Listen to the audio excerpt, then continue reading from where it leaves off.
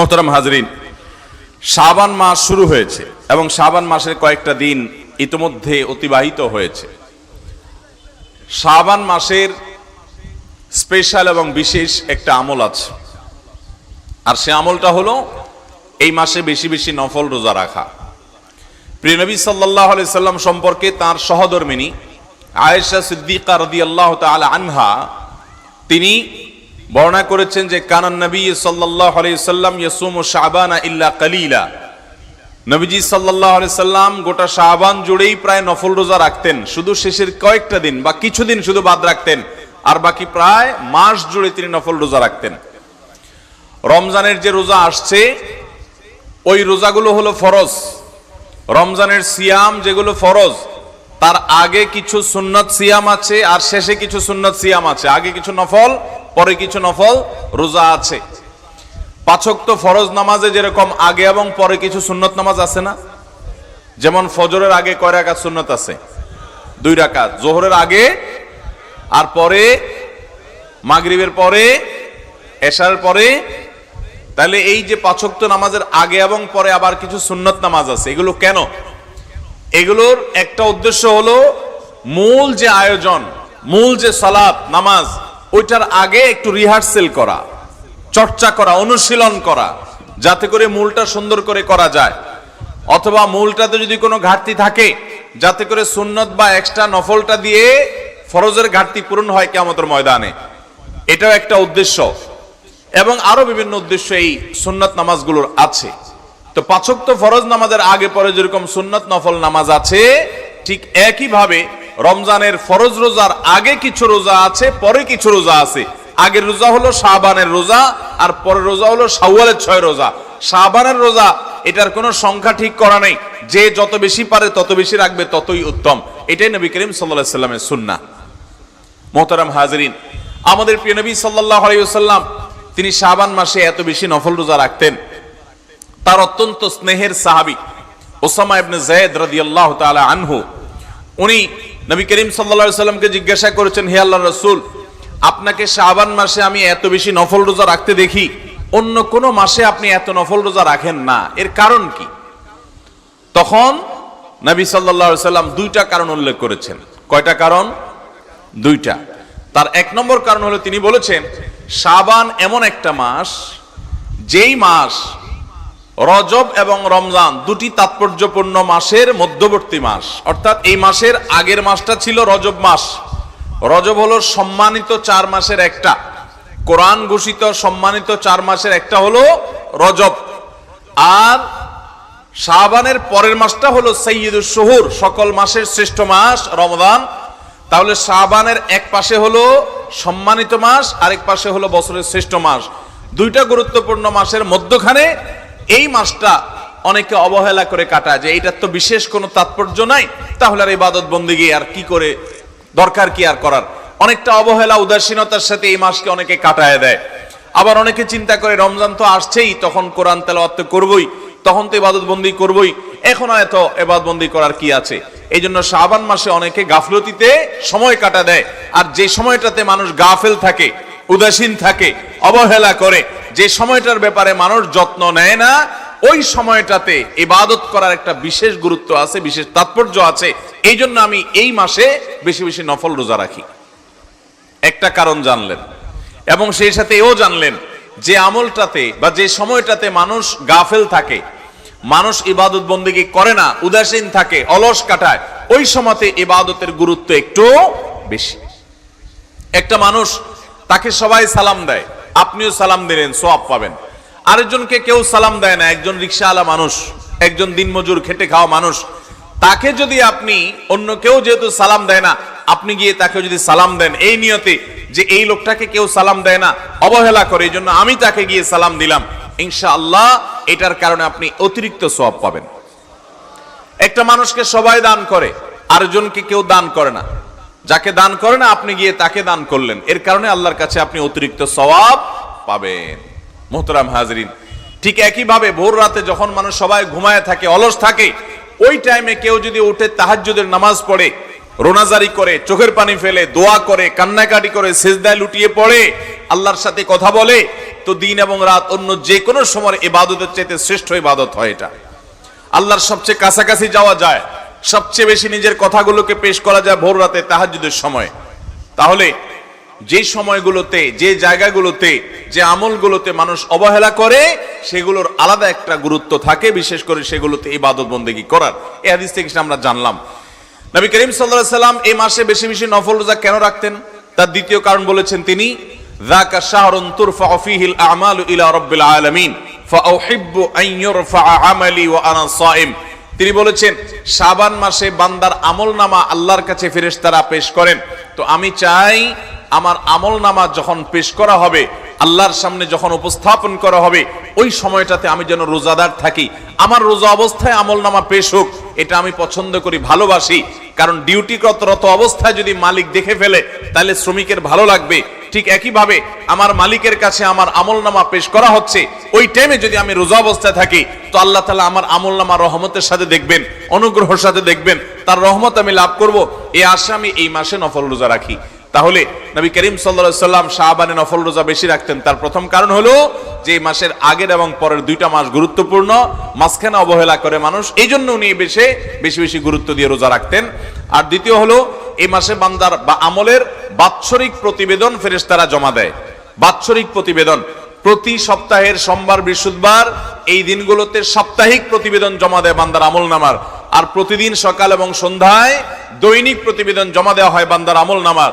তাহলে আমাদের সমস্ত আমলনামা, ভালো কাজ কিংবা মন্দ কাজ যাই করি না কেন, এটা আল্লাহর সামনে পেশ করেন ফেরেশতারা 3 দফায়, প্রাত্যহিক, সাপ্তাহিক এবং বাৎসরিক।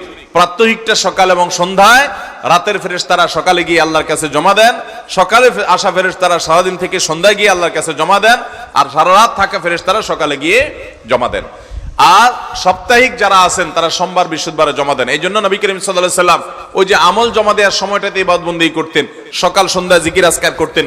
আল্লাহ কোরআনে বলেছেন ওয়াসাব্বিহুহু বুকরাতাও ওয়া আসীলা, সকাল এবং সন্ধ্যায় তোমরা আল্লাহর তাসবিহ পাঠ করো। কারণ ওই যে ফেরেশতাদের ডিউটি বদলের সময়, আমলনামা জমা দেওয়ার সময়, সোমবার, বৃহস্পতিবার নবী সাল্লাল্লাহু আলাইহি সাল্লাম রোজা রাখতেন।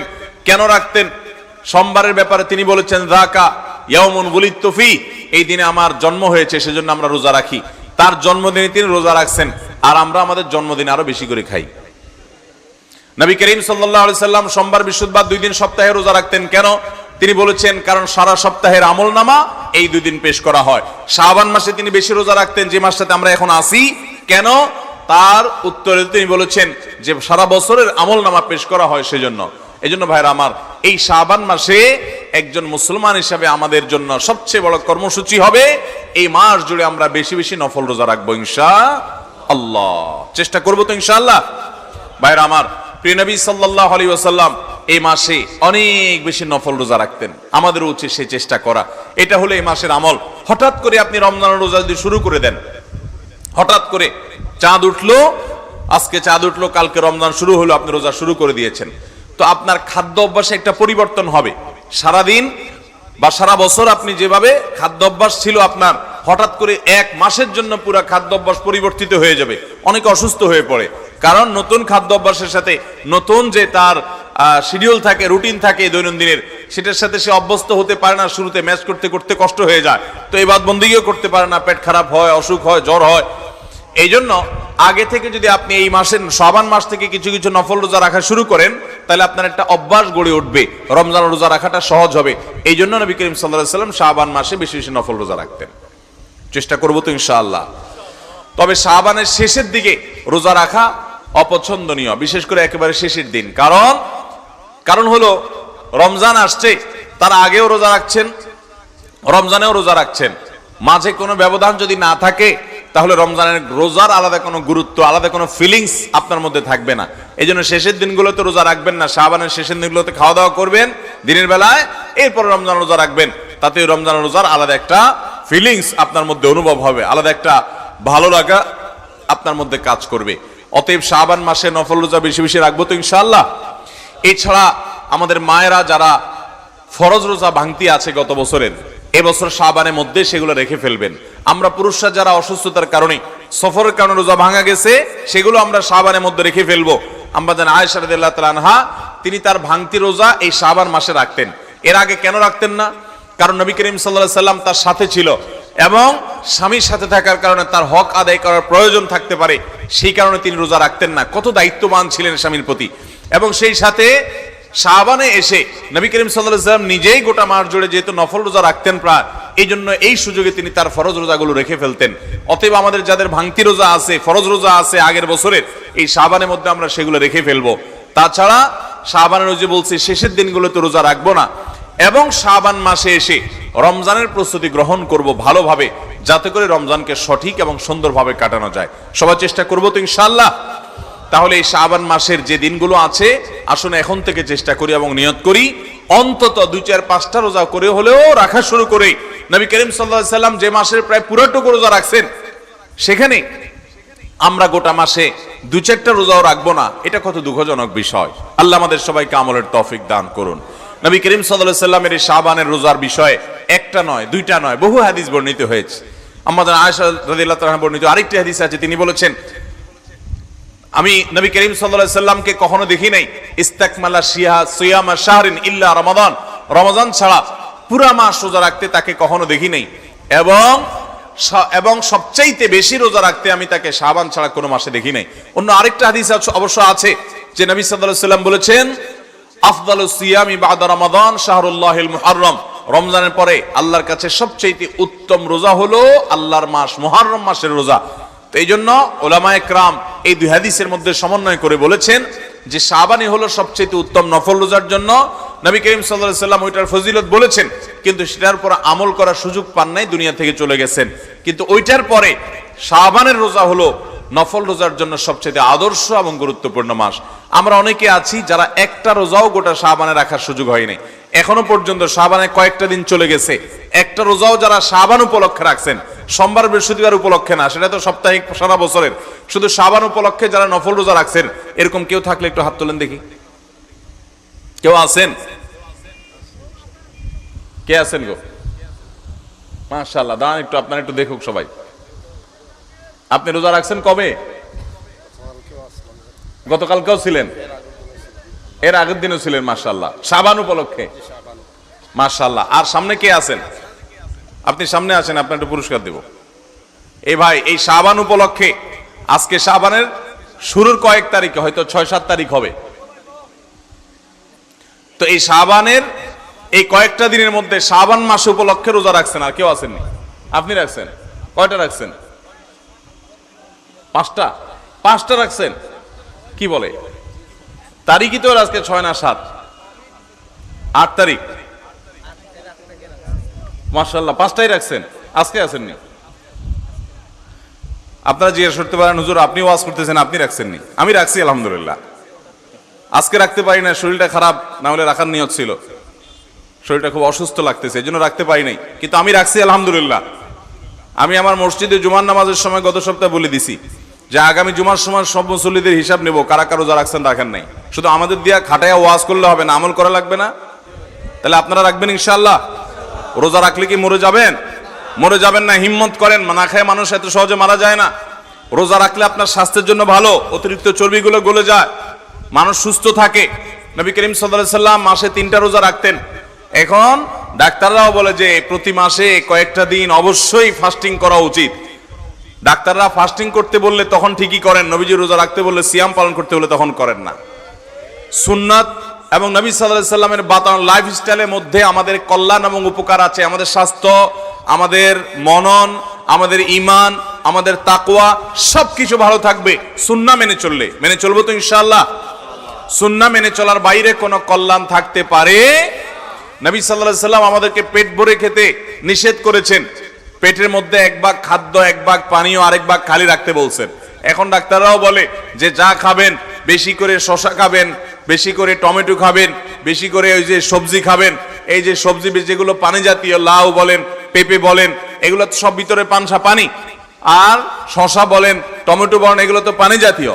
তো নবী সাল্লাল্লাহু আলাইহি সাল্লাম যে 1 ভাগ পানীয় খেতে বলেছেন, 1 ভাগ খাদ্য সলিড খাবার খেতে বলেছেন, আর 1 ভাগ খালি রাখতে বলেছেন। এখন ডাক্তাররা বলার পরে তো এখন সালাদ ছাড়া কেউ খান না। এখন তো অনেকেই খানা ছেড়ে দিয়েছেন, কিটো ডায়েট করেন সুস্থ থাকার জন্য, বা অন্য ডায়েট করেন। কিটো ডায়েট নিয়ে অনেক বিতর্ক। অন্য ডায়েট করেন, ডায়েট তো করেন, সবাই শুরু করছেন। অথচ নবী করিম সাল্লাল্লাহু আলাইহি সাল্লাম বহু আগে বলে গেছেন। উনি যখন বলে গেছেন তখন এটার গুরুত্ব আমরা বুঝি নাই, এখন যখন ডাক্তাররা বলছে তখন এটার গুরুত্ব আমরা বুঝছি। সুন্নাহ মানার মধ্যে কল্যাণ আছে, কোনো সন্দেহ আছে? রাতে তাড়াতাড়ি ঘুমানোর জন্য নবী সাল্লাল্লাহু আলাইহি সাল্লাম বলেছেন, কানান নবী সাল্লাল্লাহু আলাইহি সাল্লাম ইয়াকরাহুন নাওমা ক্বাবলা আল ইশা ওয়াল হাদিসা বাদা। নবীজি এশারের আগে কথাবার্তা বলা, এশারের আগে ঘুমানো এটা অপছন্দ করতেন, আর এশারের পরে আড্ডা মারা অপছন্দ করতেন। আর এখন এশারের পরে আমাদের আড্ডা শুরুই হয়। দেরি করে ঘুমাইলে স্বাস্থ্যের জন্য ভালো না খারাপ? খারাপ। নবী করিম সাল্লাল্লাহু আলাইহি সাল্লাম আমাদেরকে তাড়াতাড়ি ঘুমাইতে বলছেন।